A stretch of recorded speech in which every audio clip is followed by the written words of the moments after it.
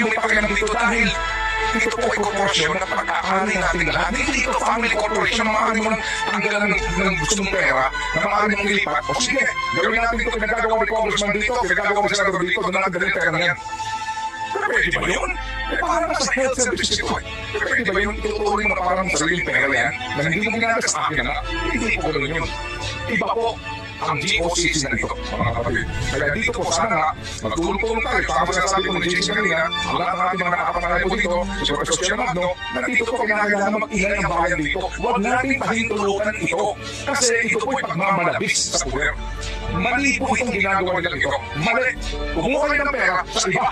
Huwag yung para sa kalusugan ng mga Pilipino. Yan po ang aming gusto pong ipagsigawan dito sa programang ito.